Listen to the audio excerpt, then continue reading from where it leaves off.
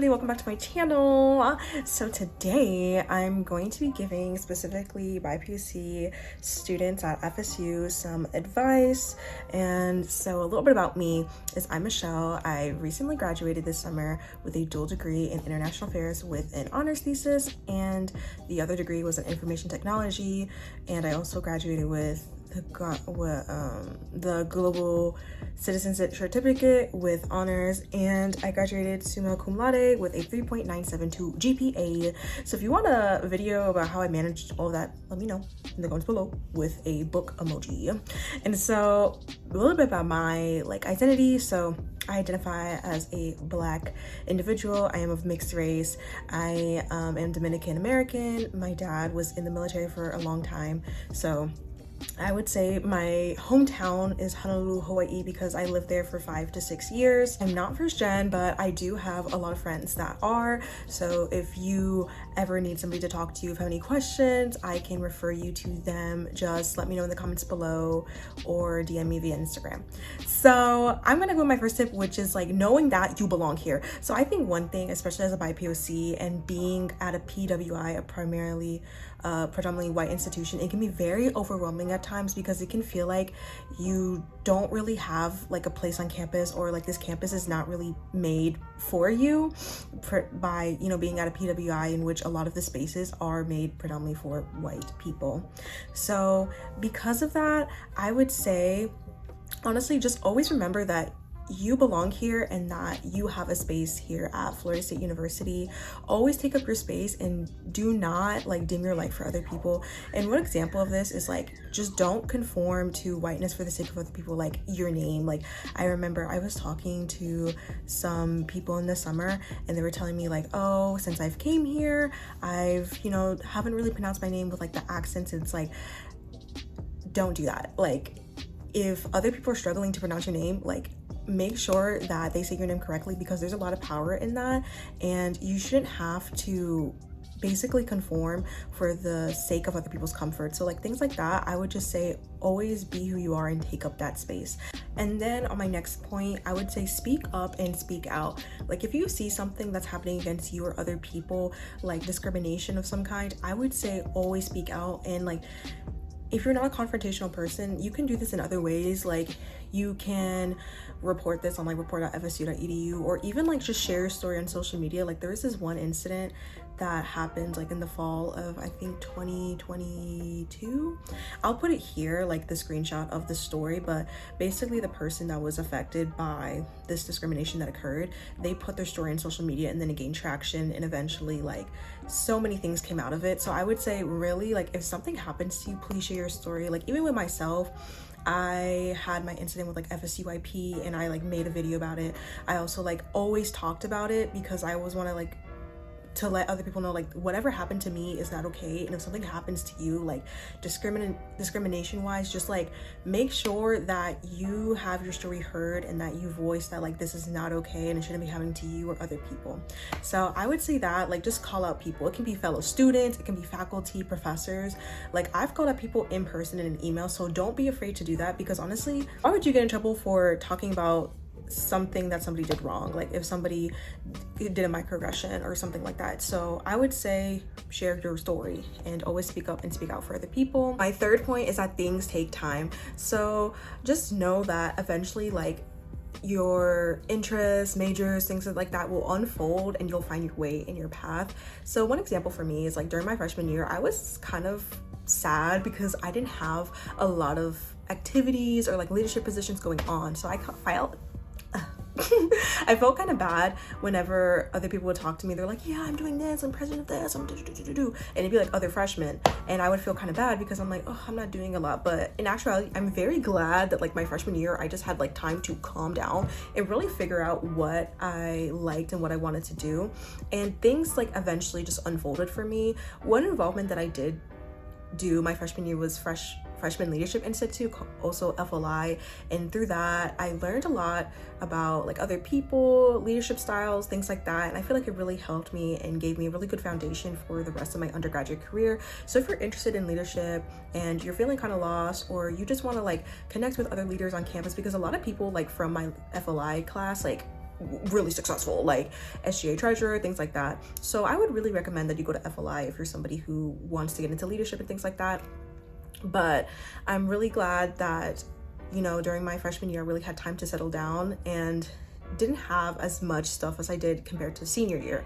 So I would say definitely just wait for things to unfold naturally. And then another example of this for me would be like my dual degree. So a dual degree is basically getting 2 degrees at one time versus a double major, which is basically 1 degree, but you just have 2 areas of study.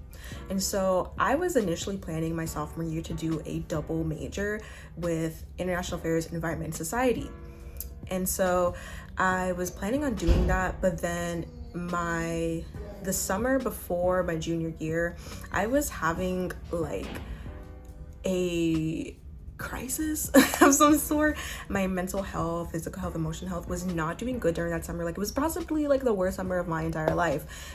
But during that summer, I did realize that I liked social media and things of that nature, but I didn't have like the qualifications to apply for any like part-time jobs or things like that. So I realized that with the credits that I have and the amount of time I have left at FSU, I was able to do IT. And then when I calculated it and stuff, I was able to do a dual degree, so get 2 degrees at one time versus having a double major, which would just make me just have 1 degree. So with that, like, if I decided to just like speed up and like do the environment society, I would have never have gotten 2 degrees. Instead, I would have just gotten 1. So with that, I just say, like, please just take your time for things to unfold naturally. Like, don't force things. Like, if you're very like wishy-washy about something, I would say definitely like wait on it, because there may be situations in your life that unfold that like reveal to you like, hey, this may not be this best decision, or hey, this is a really good decision, you should go ahead and do it. So I would say definitely just things take time and just wait for things to unfold.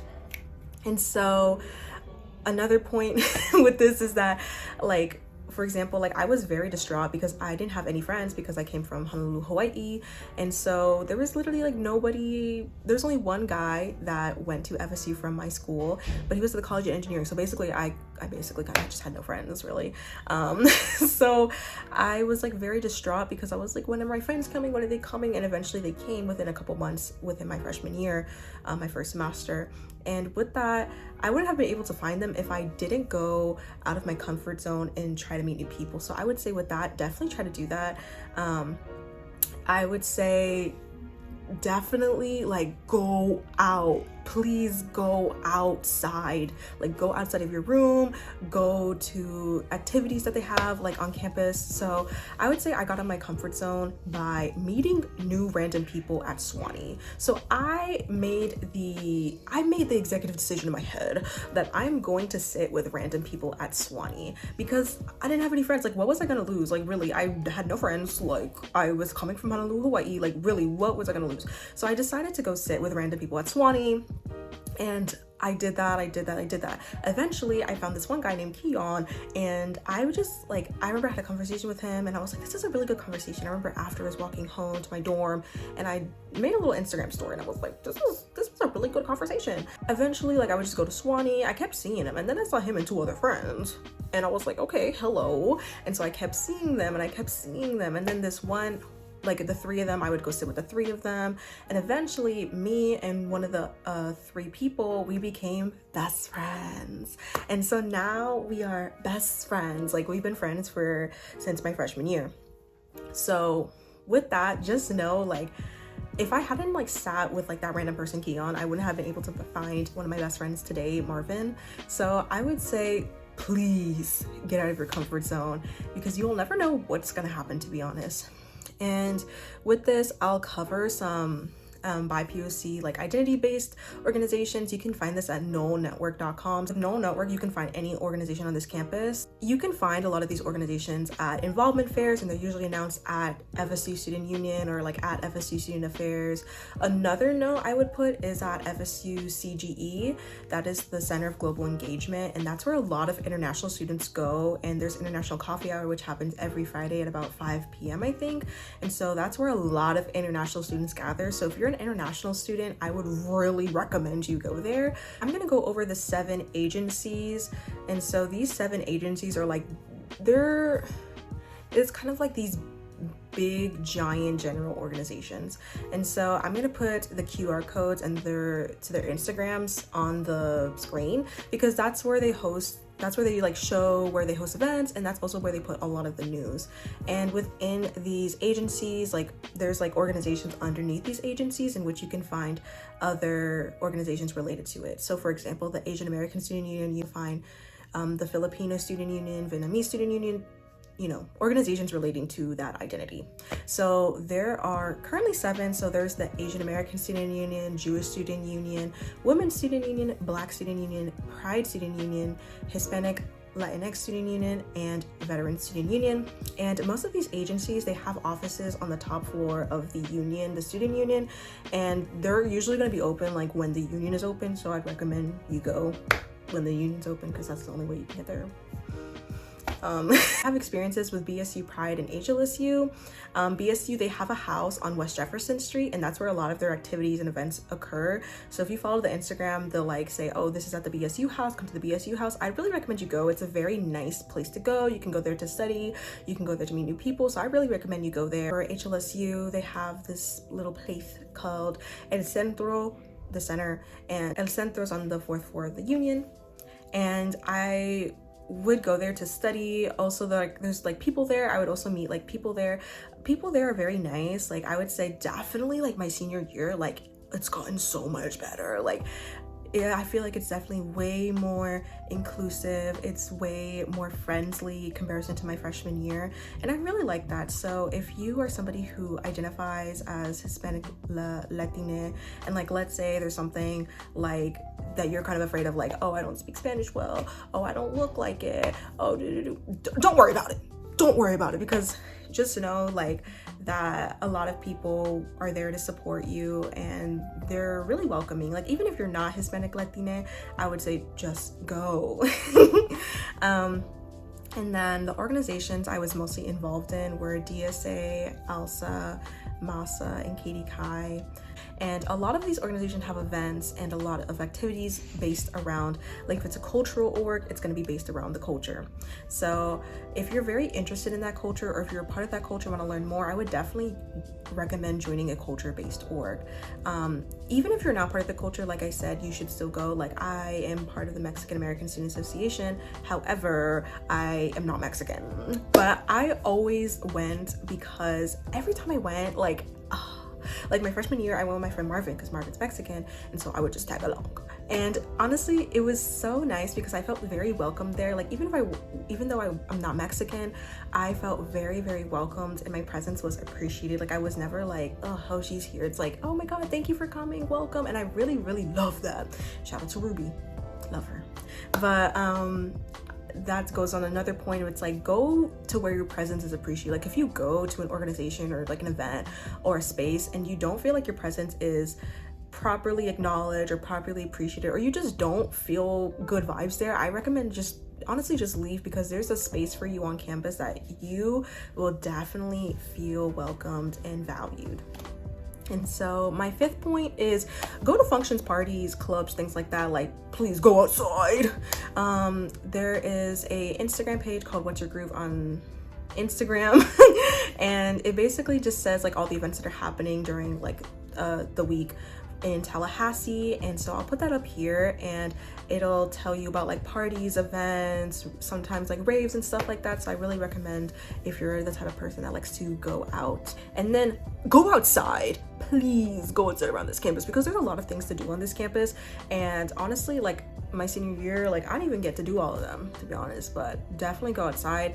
One place I really love is the Innovation Hub. I love the Innovation Hub because I've made shirts, I've made stickers, I've 3D printed things, and it's all for free. Like it is all for free, and you should really take advantage of that if you were on campus, because I made a shirt for a trip that I went on. I made a Barbie shirt recently. Like that's the one thing I'll miss on that campus is Innovation Hub. And then the other place is Askew Student Life Center. Love that location, love that place, because the movies are free. Entry is free for students. I really like it. You know, they have their movie screenings, they'll show it on their Instagram and stuff, and they'll show really good movies too. Like I think I saw what is what's that movie by Jordan Peele, like the one with the alien, that one. And then I also saw Pearl there. It's always a very nice experience. I like it. And then one thing I loved to do on campus was hammocking. I loved hammocking. Like that was such like, it was such a vibe because you would just like go back and forth. Like, okay, but hammocking, I really loved hammocking on Joe Powell Green. I'll put like the location here. And then my hammock, I got it off of Amazon and I've never fell, never died. Recommend. I love hammocking, which is basically like nature's little cradle for you. I love it. And then eating, yo, the one thing about Tallahassee is that low-key they don't got places, like the food there sometimes is like, ugh. But I made a list of like a Google Maps list of places that I love to eat, and just know that if I put it on there, it's good. The one place I love, like my top place is Backwoods Crossing. It's literally like on the edge of Tallahassee, but if you ever have like a birthday or like you want to like special little dinner or something, go there. Backwoods Crossing is so delicious. But yeah, these are like my recommendations, and just know I love this. And another note about food in Tallahassee, just know that the food is just not going to compare to like places like Miami or Orlando. Just know that a lot of like food places are relative to Tallahassee. Like I remember I would talk to my friends about food places and I'd be like, yeah, it's good for Tallahassee. Because if you took like the food or the restaurant and you put it like in Miami or Orlando, would not work. But the ones that I recommend, I feel like those are like universally good restaurants. And then my 7th point, or whichever point this is really, is take care of yourself and ask for help. So I'm going to include the Office of Accessibility Services, and you can get accommodations for your disability, like testing, housing, etc. The only difficult and I would say the only difficult part is you need medical records of some kind. So you would need to actually like go to a medical doctor and get a diagnosis and get paperwork in order to get your accommodation, because they ask for like paperwork of some kind.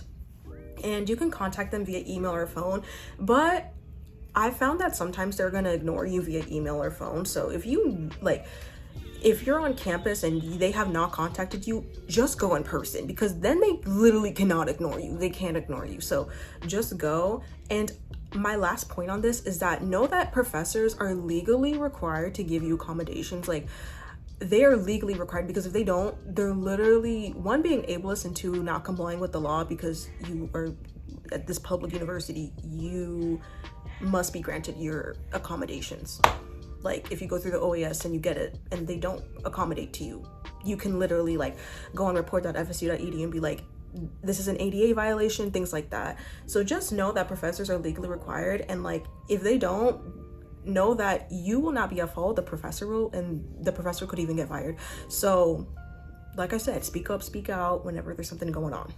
The next part for taking care of yourself, I would say mental health. So it's very, very important to talk about like what's going on with you mentally. I feel like, especially like since college is it's such a drastic, it's such a life-changing thing. Like that transition from high school to college, it's just so, it's a lot. I would say definitely go talk to somebody about this, and lucky for you, FSU has something called CAPS, which is the Counseling and Psychological Services on campus, and there are BIPOC staff if you want to talk about specifically like experiences that relate to BIPOC, like microaggressions, dealing with being in a very predominantly white environment, things like that. So I would say definitely, like if you want to talk about just like that transition of college, or even like your experience as a BIPOC student, go to CAPS and request that person that is like of your identity. So because I feel like y'all will know how mentally draining and exhausting it is having to explain to somebody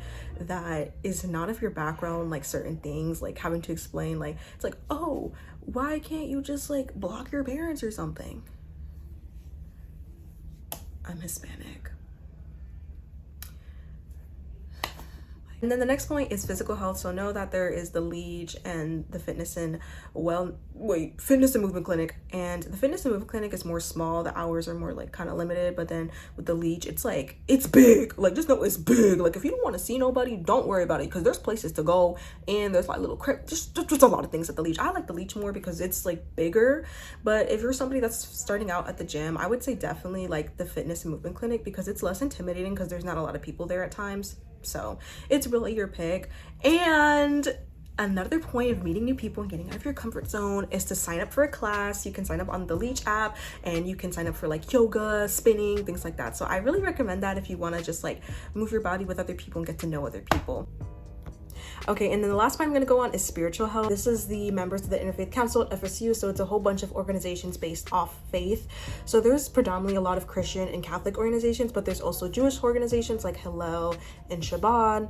And there's also, if you are Muslim or practice Islam, there's the Islamic centers of Tallahassee. And then for other religions, for Buddhists, there's the Buddhist Student Association at FSU. And then my next point is going to be on homesickness. So if you're feeling homesick, I would definitely say like really evaluate why you want to go home. Like, is it because you feel like your feelings around it? Why do you want to go home before you actually go home? Like, I'm out of state, so I never really got to go home if I was feeling sick, like homesick. I would just like be in my room and be like, I'm sad, and that's it. But I know a lot of students are from Florida that go to Florida State. It's Florida State, like, how do Floridians go? So, but if you are feeling homesick, I would say really evaluate before you go home, instead of like, you know, sometimes some people may use going home as kind of like a security blanket. So I'd say really evaluate your feelings. It's like, why am I going home? Why do I feel the need to go home? Do I miss my family? Do I miss the comfort of my old life? Like, am I not doing well this transition? And really figure that out before you consider going home. If you find yourself like maybe going home every single weekend, it's like, what might you be seeking at home that you may not have yet at FSU? So I would say really ask yourself those questions. And then the last thing is emergencies. So just know, if there's an emergency on campus, please, like, if like you're dying, if you get robbed, call FSU PD or 911. But FSU PD, I'll put their number here, 850-644-1234. And this is not legal advice, but if you're over worried about like getting in trouble because it's like, you're like, let's say you're out drinking, underage drinking, and your friend is unconscious or something, and you're like, okay, should we call the police? Like, should we call for help? Know that if you call for 911 or like the police, or just like for some aid for your friend that's like unconscious after heavily drinking and y'all are underage, that you nor your friend will get arrested or charged. So I highly recommend calling the police or 911 ASAP when you have situations like that, because you may not know like if your friend actually dies, or like if they're actually like in severe distress or something like that. Please call 911 or the police. And if a crime has occurred, I would say definitely make sure to call the police or 911 ASAP, especially depending like what it is. Like, for example, even though it's like very traumatic, like let's say like SA, I would say definitely like gathering that evidence sooner than later is better, because the more you wait, the more like the evidence, let's say like degrades, or like it could be at risk for like getting tampered, things like that. So I would say definitely, like, even though like the event that you may have just went through is very traumatic, really considering like in the future, like if you do this now, it will be less stressful later on. So that's just my advice.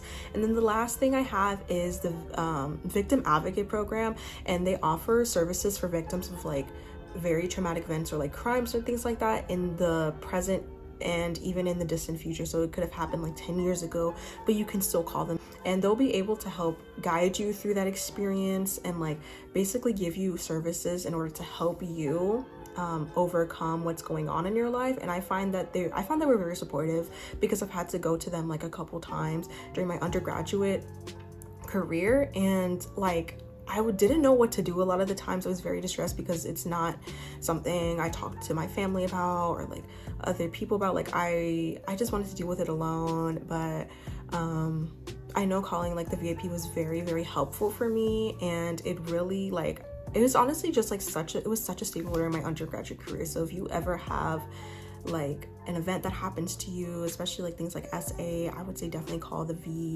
Victim Advocate Program. They're very supportive and they're very lovely. Like I love them, so nice. And so that's all for me really. Like this is like applicable, I feel like, to a lot of students, but if you're specifically a BIPOC student, I really hope that my advice to y'all is really useful, especially like if this is your first year, your last year, whatever year you're in. I really hope this is helpful. And if you have any questions, please put it in the comments down below, or you can DM me on Instagram. I will do my best to answer these questions. Or if you ever want to talk to let's say like a first gen friend of mine about like that identity, just comment, DM me, let me know. But that is all, y'all. So be sure to subscribe, comment, like, and share with your friends. But thank y'all so much for watching this video, and I will see you in the next one. Bye.